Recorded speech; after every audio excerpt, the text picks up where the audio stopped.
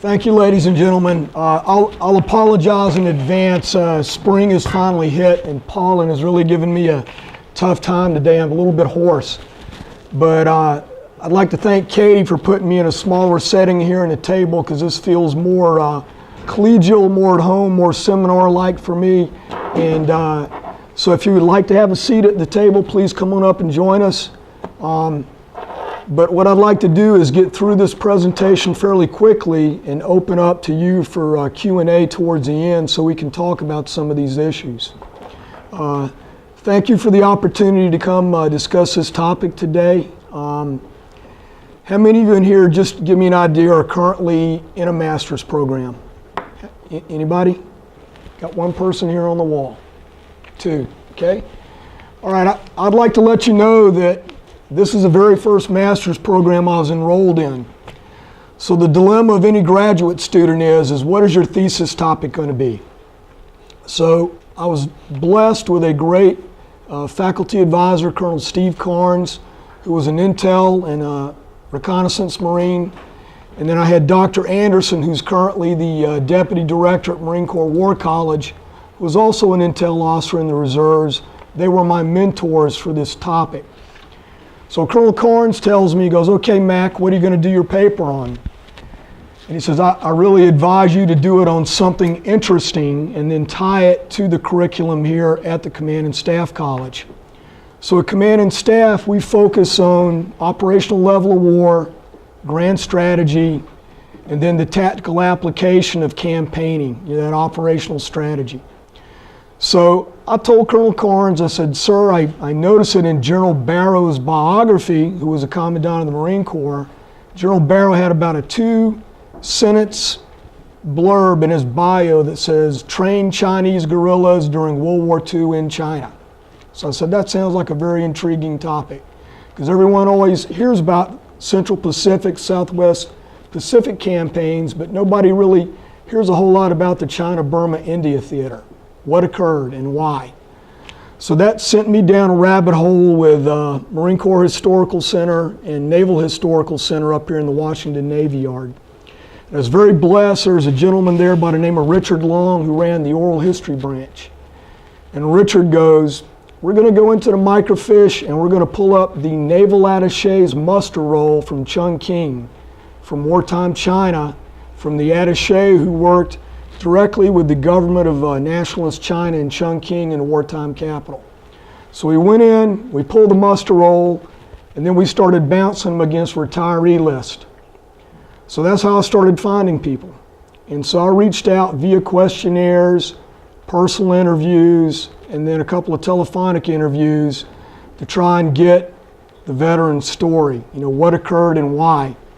And as I did that, I found a large number of phenomenal folks. Some of them lived in this area here at the time. Some of them had gone on to careers in Asia in business after the war. Some had worked for the Central Intelligence Agency after the war because of their unique skills and background. So that's how I got onto this topic. And as I looked at the problem, I said, really trying to understand why this organization was created was based on national grand strategy. The Joint Chiefs of Staff were new. The Combined Chiefs of Staff with the UK was very new. So why was China, Burma, India so important to the United States, and why did they create SACO Naval Group China? Here's a couple of things I'd like for y'all to think about today. What do we mean by an economy of force theater? Is there such a thing today, or should we think about something like that? Today, when you look at modern special operations forces, they have a very close relationship with intelligence organizations. When you look back at World War II, that is kind of the origin of modern special operations forces, and that'll kind of jump out at you as we go through this presentation. Some of those practices have evolved, and they continue till this day, and they continue to grow. What's unique about the China, Burma, India theater is you also have to realize there's a lot of different national interests at play by all the nations that are involved in the CBI. And then when you look at the modern history of China, you know, what was the U.S. perspective on China? What was the beginning of the Cold War in Asia? You know, was that an outgrowth of some of the things that happened during World War II?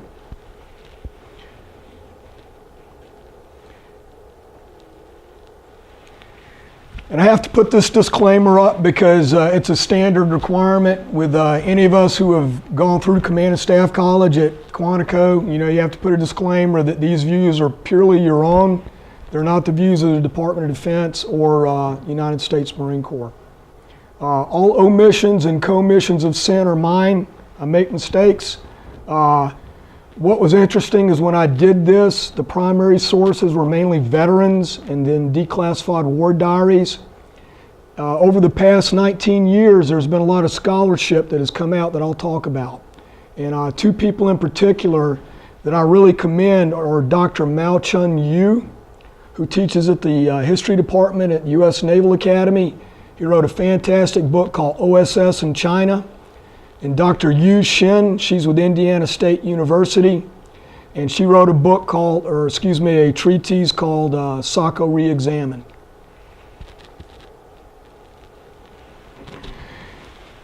As I was digging through the files in the Naval Historical Center, I came across this quote. And this was from one of the Marines who was involved in training folks in China. And he says, "Never before has so much been done by so few in such secrecy."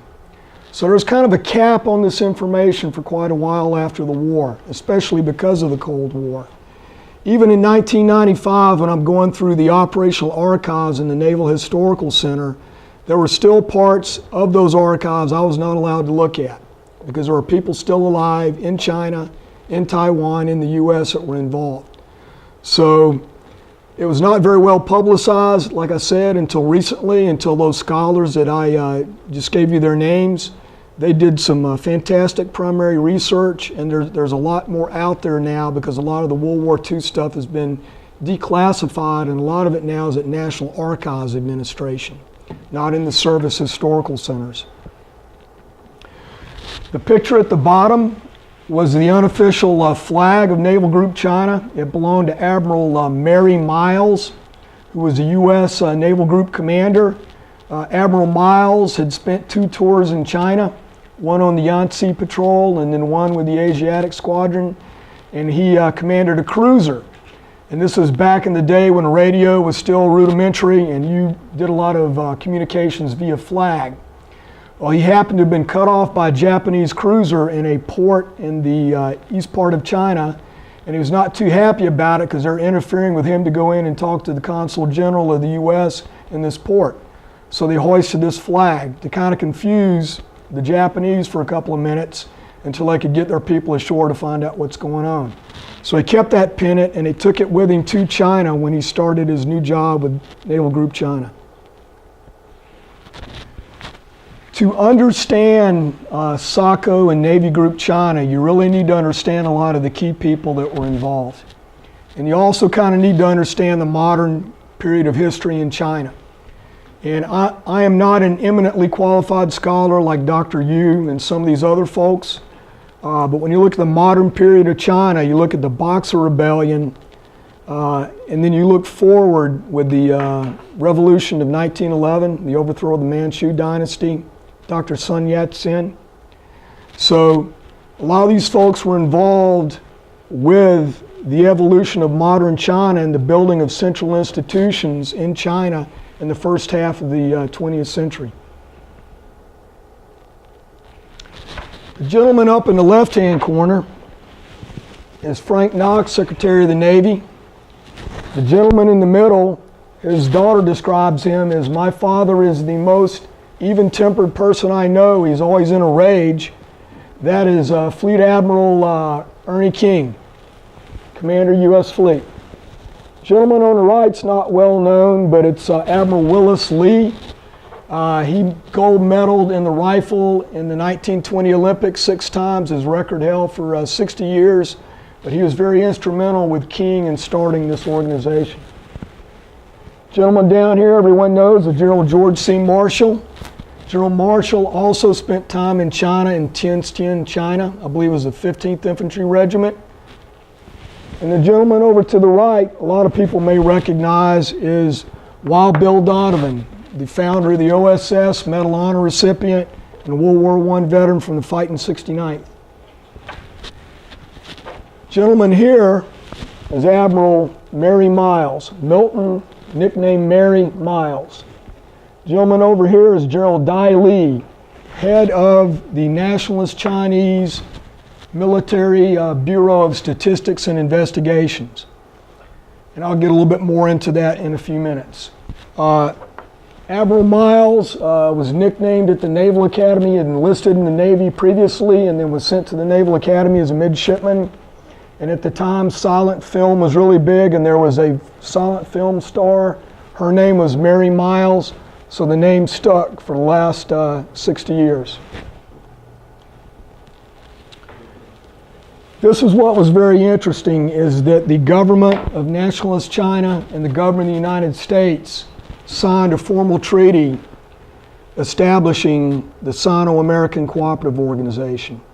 And what this treaty did is it allowed certain provisions for what each government would provide. And we'll get a little bit more into that. There are a lot of people that were involved. We'll talk a little bit more about them here. Madam Chiang Kaishek, Mei Ling Soong. She's from the Soong family. Her father was Charlie Soong, a Western educated businessman, trained by Western missionaries in North Carolina.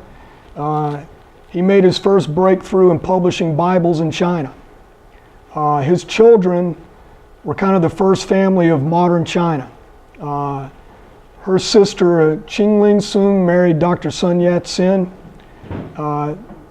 Initially, Dr. Sun Yat-sen was not very happy about that, but that's why we call it the first family, as her sister was married to Dr. Sun Yat-sen. She was pretty much in the left-hand side of the Kuomintang, Chinese Nationalist Party. There's like a left faction, a central faction, and a conservative far-right faction. Her husband, Generalissimo Chiang Kaishek, he founded the Whampoa Military Academy, the West Point of China. You'll find a lot of the people we talk about in here, or you talk about in modern Chinese history and military and political figures, a lot of them were graduates of the Whampoa Military Academy. And the National Defense University in Taipei is kind of the descendant of the Whampoa Military Academy. The gentleman to the right, TV Soong, he spent a lot of time in the United States working Lend-Lease with the United States. He is also a sibling of Madam. These gentlemen right here are the opposing political party, Mao Zedong and Zhou Enlai. What a lot of people don't realize is when the Whampoa Military Academy was established, Dr. Sun Yat-sen was looking at the revolution in Russia. What occurred?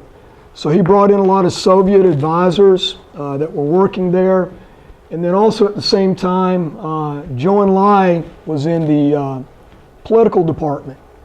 So what Dr. Sun Yat-sen and Chiang Kai-shek felt were that in order for China to move forward and be modern, we think that to break down some of the older institutions, we need to have political indoctrination so that they can understand the purpose of the modern state and why we want to increase some of the institutions or build some of the institutions that we want to do. So it's very interesting how all these people are intertwined. Gentlemen up here on the left, if you have not read this book, I recommend it to you. Barbara Tuchman, Stilwell and the American Experience in China.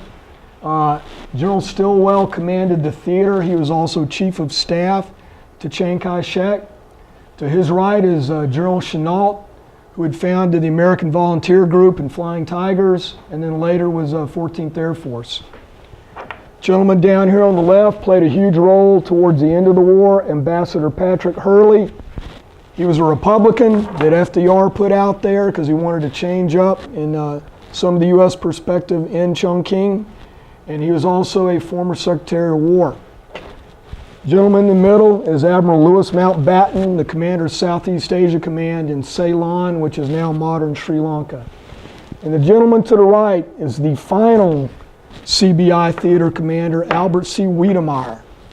General Wiedemeyer is well known as the architect of the Plan for Victory, how to build the U.S. military for a global war. He had gone to the Craig's Academy and studied with the German Army. Very influential, very much a big thinker, a good strategist. His only misstep was running afoul of Winston Churchill because he did not agree with waiting to invade Western Europe through France. So that's kind of how he wound up in the China, Burma, India theater.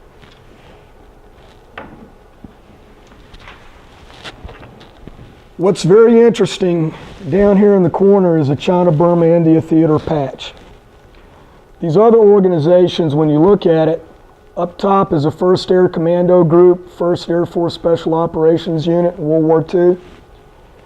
They were created after the Quebec Conference when Roosevelt and Churchill agreed to give Ord Wingate and his Shindits a capability to have a tactical air force and lift.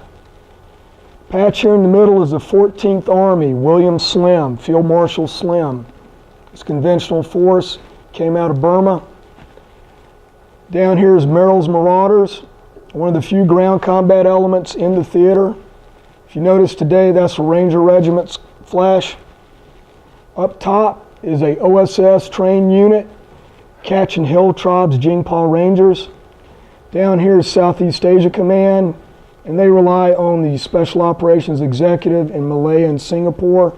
And you also have Free French in Indochina. 14th Air Force, and then you have SACO and wartime Chongqing with the capital. And then up in Yunnan province, you have the Dixie mission from the OSS. So why do I go to all that? Because CBI is very confusing. In fact, the veterans called it confused beyond imagination. That was their favorite nickname for it. Because you have to realize that at the start of the U.S. involvement, we had been doing Lend-Lease through the Burma Road to China. That was the only way we could get aid to China.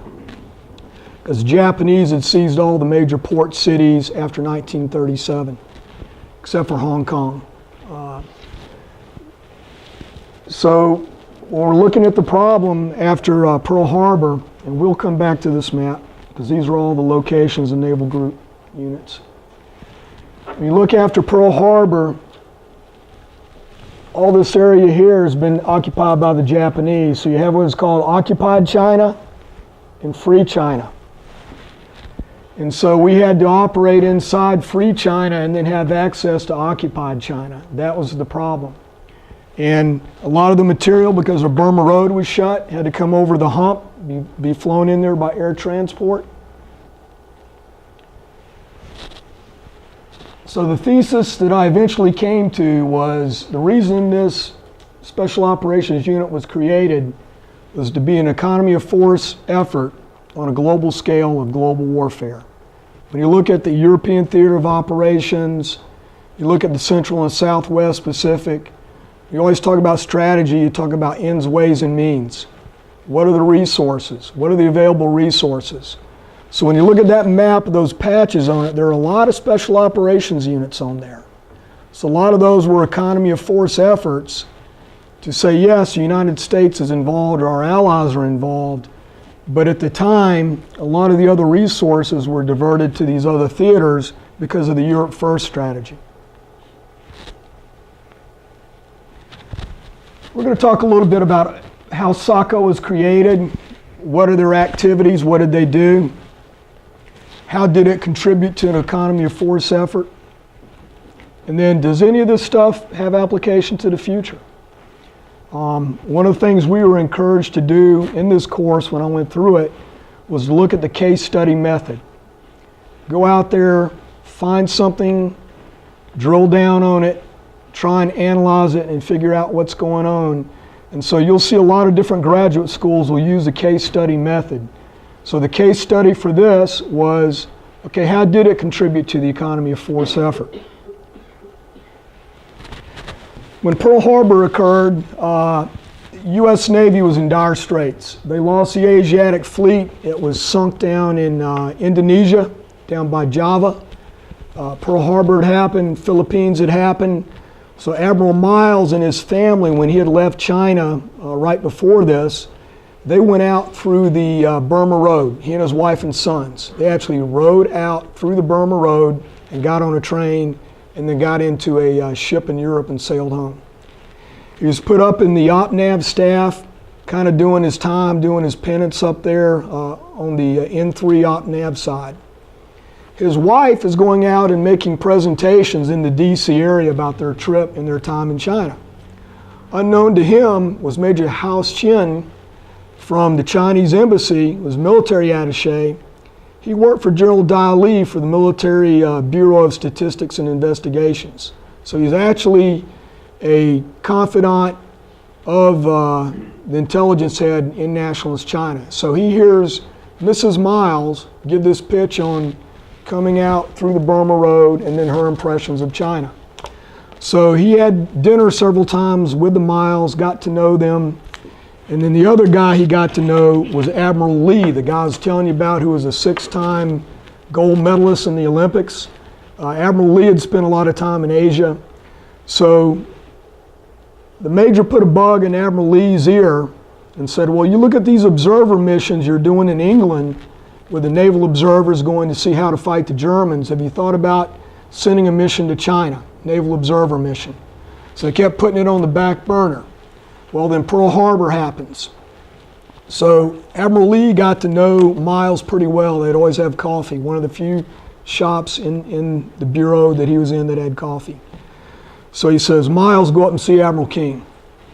So Admiral King pulls him in, and I don't know if y'all are used to hearing the term mission command, mission type orders. This is probably the most mission command order I've ever heard. He basically says, I want you to go to China. I want you to get weather for us because it's critical. It starts over the mainland of Asia. We're blind without it in the Pacific. I want you to get intelligence from the Chinese, prepare the coast for landings in 3 years, and then figure out ways to help the Chinese and heckle the Japanese. That was his order. So he flew over to China. They flew him through Brazil, Africa, Iraq, Iran, India, into China. So he flew into Chongqing, and he was attached initially to he was a Marine Naval Attaché in Chongqing. And at the time he did not know it, but Gerald I Lee basically knew who he was, where he's coming from, and actually had it set up, had a car and driver waiting for him in a house. So he invites him over for dinner, and he says, okay, let's go out and take a look at the coast. He goes, I have what is known as a Loyal Patriotic Army, which is a militia. I also have agents throughout China, and we're going to go out and we're going to take a look at the coastal area so you can kind of formulate your plan or your strategy. So a lot of this was because the United States was heavily involved in China previously. Like FDR, his family had been involved in the 19th century in trade in China. A lot of New England mercantile background. What's very interesting about Gerald I Lee is he's kind of a self-made man. He's also a controversial figure. And the reason why I bring that up is he had been kind of a misspent youth, spent some time in Shanghai gambling, you know, getting to know the seamy side of Shanghai. And at the time, there's a guy there named Du Yuxing, also known as Big-Eared Du is his nickname. And he runs a triad or secret society in Shanghai, okay? So Dai Li got to know him fairly well. Later on, Generalissimo Chiang Kaishek had different factions in the country that would come and swear allegiance to him or provide him support. So Du Yuxing was part of that. He supported the KMT, the Kuomintang, and Dai Li and he were both involved in what was called the 1927 purge of the communists from the Kuomintang. You got to realize, I'd said earlier, there's a left, there's a center, and there's a far right of the GMD or KMT. So that's why the Communist Party left because of the KMT Northern Expedition. Communist Party went up into Yunnan, and Dai Li was basically holding down the fort in the south for Chiang Kaishek, which is kind of where his power base was at. And so you had this Free China and occupied China, and Dai Li had the majority of the agents that were in the occupied China on the coastal enclaves where the Japanese were at. So that's why Dai Li approached Admiral Miles in the way that he did. Something that most Americans don't understand or have not really had a chance to study is that in 1936, in December 1936, my family and I were there, and actually in 2001, as we visited Xi'an. And in Xi'an is a famous Xi'an incident. And what happened is the young marshal from Manchuria, Zhang Zhulang, he wanted to unify because he had lost Manchuria to the Japanese when they came in and established a puppet kingdom in the north with the Emperor Puyi. So Zhang Zhulang actually took Chiang Kai-shek kind of under house arrest, and that is when the CCP and the KMT said we're going to have a united front against the Japanese. So a lot of Americans don't understand that background unless you've had a chance to study modern China. So it's a very complex subject. Just be aware of it. I encourage you to study it because it really helps you understand a lot of 20th century China. This friendship project, this personal reconnaissance that Dai Li does with Admiral Miles, they actually get into a firefight down there. So once he sees Miles in action, Miles is manning the Lewis gun after this incident has occurred. He says, okay, you want intelligence? Because you want weather, you want to be able to put up weather stations, release weather balloons. He goes, I got 60,000 agents, provocateurs. If you can provide me the training, the demolitions, and the weapons, I can put them into action. So that's how this idea came up and came into the Sako Treaty, was that Dai Li says, I'll provide you the know-how. You know, we know China. You know, we know the language, the culture, we know the issues. You come support us, and we'll work on this project together. So basically the treaty was created, and when the treaty was created, the head of the Sino-American Cooperative Organization was General Dai Li, head of the BIS. His executive officer was Admiral Miles, okay? Admiral Miles also had a concurrent command of Navy Group China just for Navy issues, you know, pay, promotion, whatever. So it's very unique because it's a embedded organization. You have Americans embedded in there, living side by side, working with the Chinese government. So some of the mission sets that came up evolved because of the creation of the OSS. At this time, General Donovan is kind of fighting for his place at the table with the Joint Chiefs of Staff. The Joint Chiefs of Staff want to suborn OSS to the theater commanders or to the Joint Chiefs. So there's a little bit of tug of war going on because the U.S. has not really had a centralized intelligence agency before. So they say, hey, we want to be in on this Sako thing. So they said, Miles, you're going to be the coordinator of information in the Far East for the OSS. So that's actually part of the treaty. It's in there. So as the first elements arrived in China, they started looking at what are the different mission sets. Weather was the most critical piece for them, and they had weather stations all the way out to the Gobi Desert, down to the coast. The other things they looked at were, you know, coast watchers were big in the Southwest Pacific, like in the Solomons, you know, New Guinea. So Miles wanted to put coast watchers out there so they could radio intelligence to Pacific Fleet so subs and aircraft groups could attack Japanese shipping. They're also looking at air-ground rescue service. They also brought mines, a very antiquated mine, like a Spanish-American War type mine. Miles brought it in his baggage when he flew over.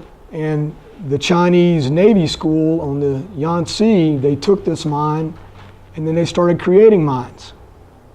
They no kidding, developed the mine. Hey, here's a blueprint. And so they started using it to attack coastal and riverine traffic. The other area they were looking at was counterintelligence. And we'll get a little bit more into that as we go further into the brief. One thing that came out as I was doing research was part of the activities of the support group. There was a large supply organization. And one of the things they got involved with was printing fake Japanese occupation money. So you can flood it out there and it continues to devalue, it wreaks havoc with the Japanese work with the local Chinese. The other thing that was very interesting was that during the 1920s, when Secretary of State comes out and says, "Gentlemen, don't read other gentlemen's mail," Herbert Yardley goes to China, the guy from the Black Chamber from World War I. So he goes to China, meets Dai Li, meets the Generalissimo, and they have a very rudimentary signals intelligence capability in China. So one of the things Miles always remarks about in his memoirs is if there's anything technical, because they've had to pull back from the coast, anything technical was taken with them. So there are stockpiles of radios and other kind of technological things that the Chinese would take apart and then salvage and use to create radio stations, radio direction finding. So these were areas that the U.S. were not expecting to get involved in so heavily. They did not realize it was as mature as it was.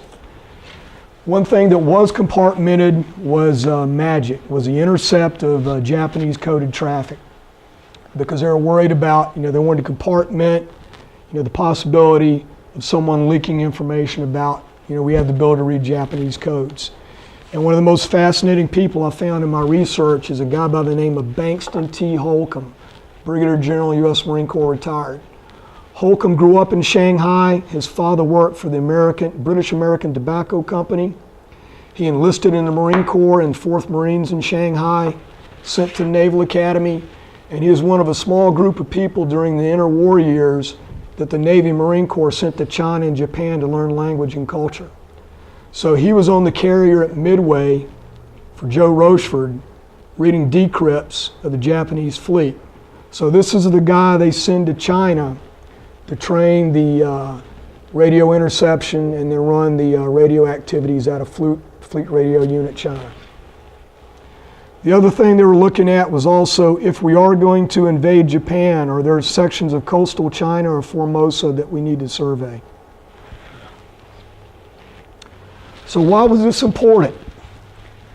I think it was important because America wanted to keep China in the war. They were worried about China being war weary because when you think about it, they've been dealing with the Japanese since 1931, not just 1937. So they've been at war a long time. And the Japanese had a very brutal occupation of China. And so Roosevelt was very concerned, how much further can the Chinese last? We got to support them. And so that's why it's important that if you can't put all your resources forward, what can you do? And so this is an example of an economy of force. And I think the reason why it turned out as well as it did is because of the Chiang Kaishek-Dai Li relationship. Because Chiang Kaishek trusted Dai Li like he trusted no one else. And what I mean by that is he had seen him as a cadet at Whampoa. He knew him from the purge of the communists in 1927. The other Chinese intelligence organizations like the Chin brothers ran Central Investigation and Statistics. They were not as far-reaching or as well organized as Dai Li's organization was. So it was absolutely critical, and I think it's just by sheer luck that a military attaché hears an American wife talking about a trip out of China through the Burma Road that this actually happened.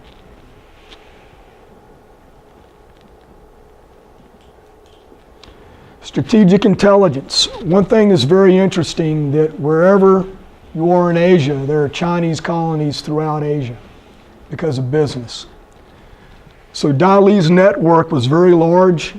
He had folks in Indochina, in Hanoi, Saigon. He had people in Bangkok. He had people in Tokyo. He had people in the Philippines. Also, when you think about it, when you look at the European Theater of Operations and the OSS and SOE, you can take a Westerner and you can put them down in Europe, and if they have the language or the culture, they might be able to survive. If If you put a Westerner down in China and they have the language and culture, if they have friends, they can survive and thrive. If they don't, they can't thrive and survive. So that was the beauty of this whole organization. And another gentleman I met here lived in Alexandria, Jim Jordan, PhD from American University. Father also worked for British American Tobacco Company. He was in Quantico cooling his heels as the adjutant at OCS, and he saw an advertisement for volunteer for dangerous behind the lines duty. So he goes and volunteers, and they send him down to Prince William Forest Park, put him through the OSS school, and they send him to China. So he goes into China. He speaks Chinese because he had grown up in the household with it. And he moved with a mobile guerrilla column of about 700, him and like 3 other Westerners. No radio, out on their own, conducting mission type orders based on what Admiral Miles has passed to him. So when you think about it, it's a very unique organization. When you think about operational level of war and theater campaigning, theater strategy, what I found interesting was that the coast watching setup that was established, they put an actual submarine forces Pacific Fleet LNO in Chongqing, because all the coastal traffic going into Tokyo, everything that Japan had occupied had to be resupplied by sea. So now once they have these coast watching networks established, they can go after the coastal traffic with the subs. If you're going to have carrier strike groups go down and strike, they're also going to need information. And then Chenault was complaining because he wasn't getting good intelligence. So they established a intel unit at 14th Air Force. They also provided them a canned weather map every day. So it's very unique because they're having an effect not just on the China-Burma-India theater, but they're having an effect on the Central Pacific and the Southwest Pacific by supporting those efforts with sub-PAC and with the carrier strike groups. Well, what's the problem with that, and what's the problem with Chenault doing air raids from mainland China? At some point, the Japanese are going to get tired of it, and they're going to go after the forward air bases. So they created this campaign in early 1944 called Ichigo. And Ichigo was to go out and take out the close 14th Air Force airfields. So we actually had SACO units co-located at 1 or 2 locations. They had to pick up and move, and they got everybody out of town. And then once it was done, they went back on the offensive because the Japanese could not sustain it. So even though the Japanese tried to have an effect in the CBI theater against them, they were resilient and able to continue their mission.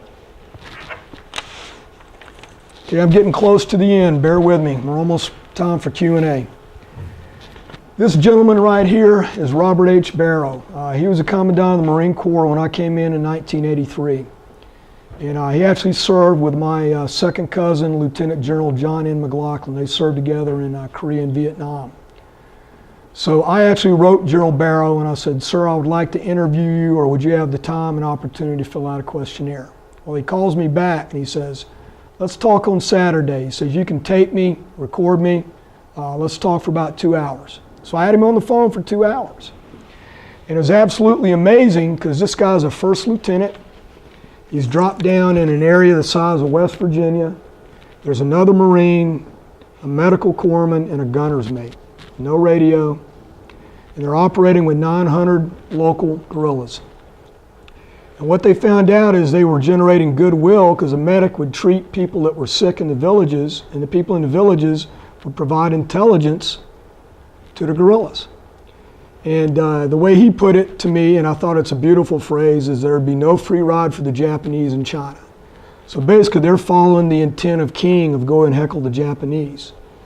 What's very interesting is that he said the approach, looking at communist guerrilla movements, because he fought in Korea and Vietnam, as he said, when we were in China, the local populace, the guerrillas were the fish that swam in the sea. You hear about the Mao Zedong dictum, okay? The local population protects you. The other interesting thing that he told me was that after he was in the capture of Seoul, he was sent back to Headquarters Marine Corps. hated it. He just received the Navy Cross. And the CIA comes to him and go, would you like to go to Taiwan and do the same thing you did in World War II? So he goes to Taiwan, and he's involved with the CIA, with Frank Hepner and these other folks, with nationalist general officers, and they're conducting raids against the Chinese mainland because the PLA is already in Korea. So what they're trying to do is tie down forces in coastal China while the Korean War is going on. The other interesting thing that he told me is that after his experience in World War II, and he was in Vietnam, he never doubted the ability of people power. And what he meant by that is, if you tell me that 800 people are going to move by bicycle and on back and foot, munitions, artillery pieces, whatever, he goes, I never doubted it. He says, I never underestimated my enemy again because I had that experience. So the benefit of that is that you have actual American trainers engaged, and they're actually able to bolster the efforts of the folks they've trained. Some of the things I really didn't have the time to get into today, because we're almost into Q&A time, was the theater commander plays a big role in these type efforts. And I can tell you with Stilwell, it was kind of benign disregard. He liked them because they did things for him, but he had other things to worry about. He wanted to take these nationalist divisions in India and use them to reopen the Burma Road. So he liked what SACO Naval Group China gave him, but he really didn't focus a lot of energy and effort towards it. And then you had these other OSS organizations like Detachment 101 in Burma with the Kachins, and then the Dixie mission up in Yunnan with the communists, that really took up a lot of time and energy with Stilwell's staff. General Wiedemeyer, it was a different perspective. I think he really wanted more control of OSS and SACO because he was the theater commander. And rightly so, he kept trying to get the treaty modified, but Chiang Kaishek only allowed one minor modification, did not agree with the second modification that Wiedemeyer wanted.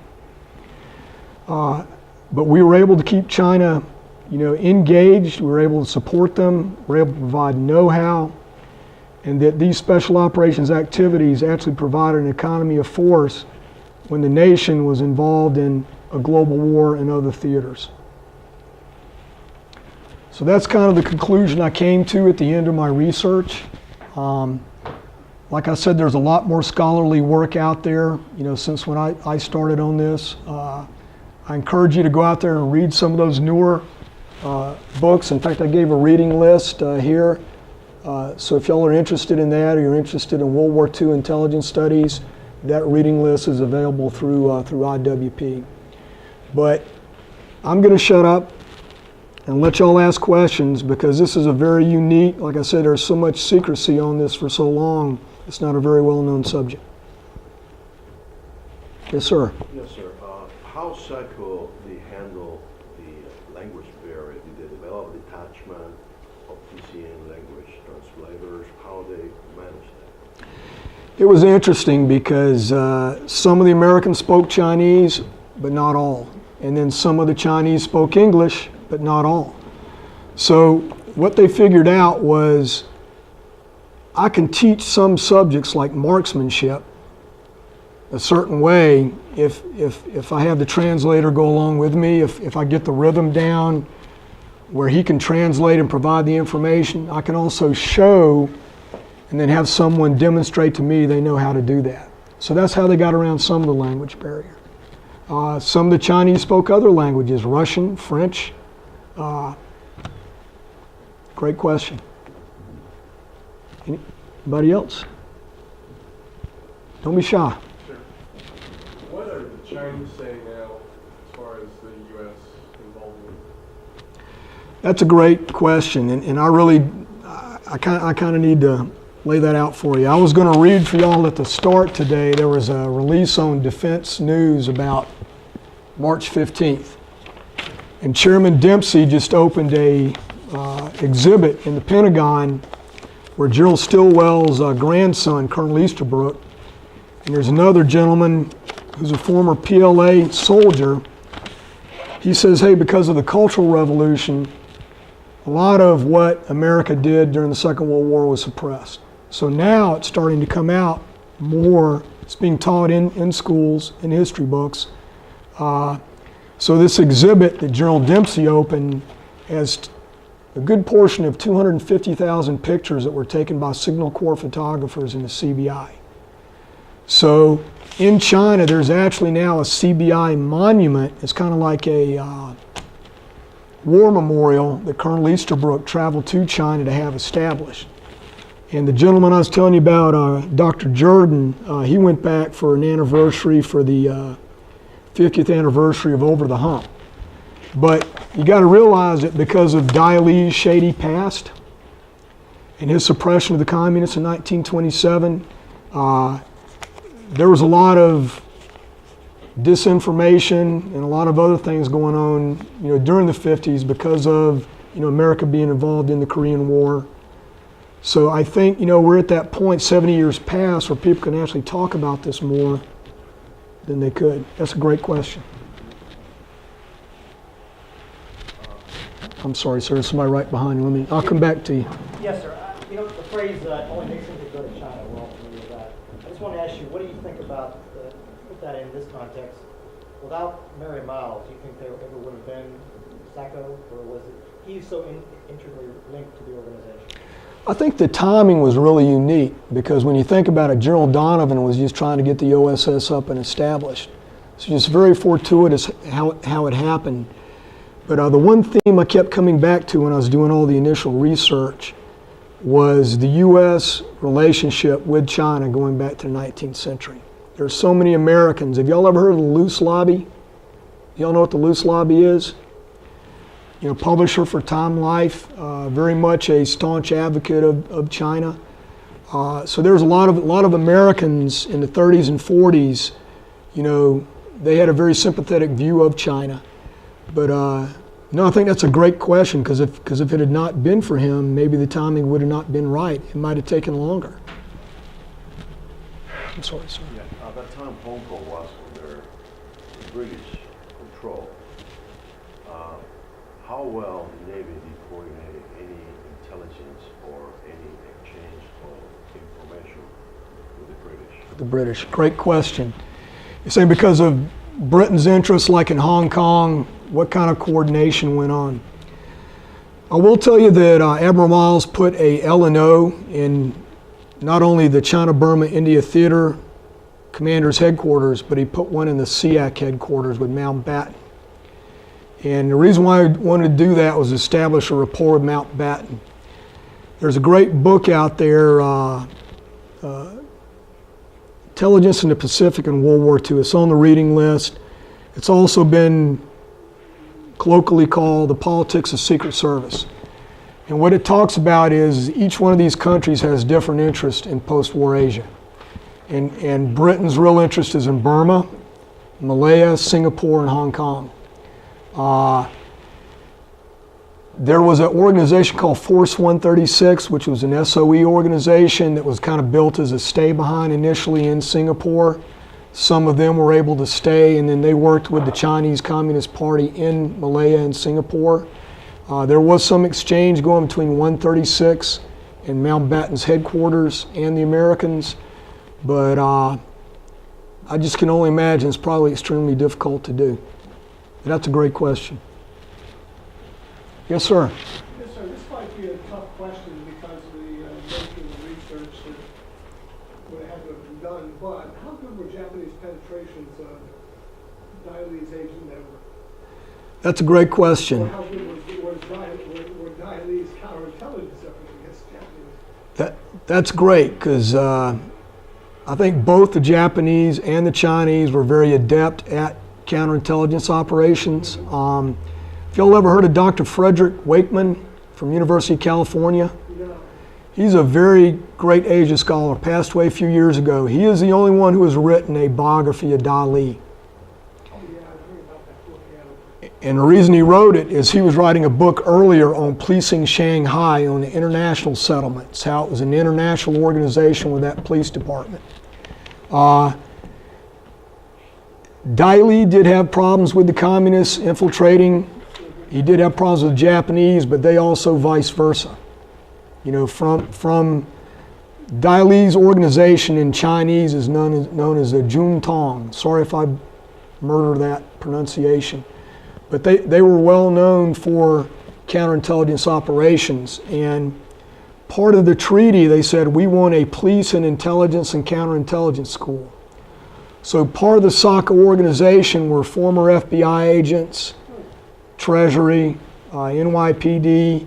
They came in and taught military working dogs how to analyze a crime scene, what are counterintelligence principles, what are secure communications, how do you do personal security details.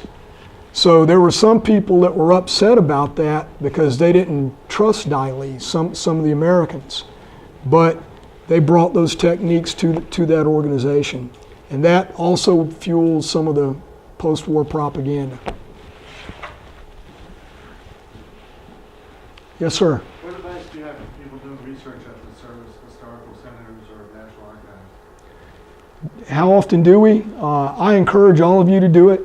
I mean, it's a great resource for you. They have moved a lot of the Marine Corps resources down to Marine Corps University in Quantico. If you're a graduate student, there's stipends or scholarships out there. If you want to do a research topic, through them. But I think also if you're doing World War II, you also have to realize a lot of stuff from World War II is now up at the National Archives Center in Sweetland. There's a lot of stuff up there as well. There's other topics out there. It's a great resource for you. I'd be remiss if I don't mention with my Army War College classmates, fellows in here, the Army has a great institution that's called the Army Historical and Education Center in Carlisle. That's another great resource for you. How about the Naval Postgraduate School? Naval Postgraduate School, because of the amount of research that goes on there, I'd recommend to y'all to look at some of their work. Or Defense Technical Information Center. If you do a search with DTIC, it'll come back and it will give you different research subjects. And that's a great way to find information if you're looking for something like, recently I was asked to go look up something about non-combatant evacuation operations. So I went to DTIC and I found tons and tons of information loaded in there that the general public can pull from that website. Okay, any further questions? Sir, you mentioned in your opening remarks how this might inform the future. What's your take on that, and what do we learn from this going forward? Well, I'll tell you one of the things that's interesting, going back to the Whampoa Military Academy. I think a lot of those relationships may pave a way for the future, maybe a more peaceful future, if we're fortunate. And the reason why I say that is you look at Chiang Kai-shek's oldest son, Chiang Chu-ko. He was actually in Moscow for several years. And he was a member of the Communist Party in Moscow. As some people used to politely put it, Stalin was keeping him there kind of as a hostage. Because at this same time, Chiang Kai-shek is doing the Northern Expedition and the purge of the Communist Party in Shanghai. So his son is studying at Dr. Sun Yat-sen University in Moscow at the same time. Well, when Chiang Kai-shek lost the Chinese Civil War and went to Taipei, Taiwan, his son came with him, and Dai Li's number 2 eventually picked up the Military Statistics Bureau. And then it also fell underneath Chiang Kai-shek's son for a while. What was interesting is that when Chiang Kai-shek's son became president, he knew Deng Xiaoping. He knew him from Moscow. So what was interesting was he knew that he needed to reform the Guomindang. Guomindang was broke. They had a lot of problems. They're having problems of reconciling with the local culture and populace in Formosa in Taiwan. Make sure they have the happy medium, because they'd kind of been quasi-independent even though the Japanese had occupied them for a while. So when you look at the major leadership in Taiwan today, a lot of them are the second or third generation that have grown up after these reforms in Taiwan. And so there's more interchange between mainland China and Taiwan. But it's very interesting because a lot of those relationships go back 70, 80, 90 years. And I think for us in the West, that's very hard for us to put our heads around sometimes. I mean, I lived with a PLA officer for 6 months when I worked with the United Nations. And we had him and another PLA officer. I was in Africa in the United Nations for Western Sahara mission. And every night he would listen to, shortwave radio. He'd listen to the news from mainland China. An hour later, he'd cut on the radio and listen to news from Taiwan. And then he'd listen to Voice of America because he wanted to know what's going on. And his wife worked for Motorola in Beijing.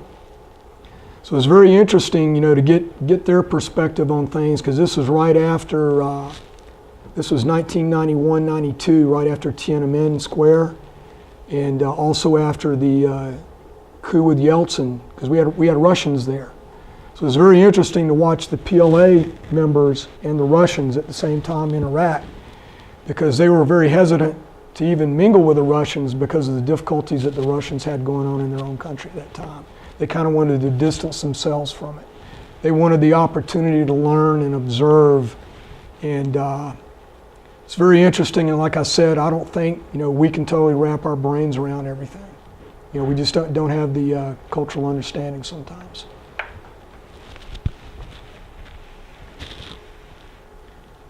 Yes, sir. Sir, I wonder if you won't mind, both are retired from the armed forces, if you can spend some of the student here. Great opportunity that exists there, either branch as an FAO, they know they're going on. Maybe you can mention Yes. it. Yes, sir. I know there's probably several of you in here that have served or are serving right now, or are veterans. And I tell you, I was very fortunate. I was very blessed in the time I spent in the Marine Corps. I'm a foreign area officer also, specialty in language and culture. Mine is North Africa, as being with the UN. And French was the only language I could take and pass in college at the time. And, but it's a great opportunity. The military pays for advanced training. They pay for advanced language and culture. A lot of times it's at Monterey in California. There's also a State Department school here in DC that a lot of people go to. Just Google Foreign Area Officer Association. There are websites out there. They have get-togethers quarterly. Come to the get-together. They also sponsor another group known as the Intelligence Community LLC, and I encourage y'all to be involved with them and learn more. There are a lot of great opportunities out there that can open a lot of doors for you, even in a second career past military service. So y'all been a great audience today. Thank you for letting me come join you, and wish you all the very best. And I'll stick around for a little while in case anybody has something they want to discuss. Thank you. Thank you.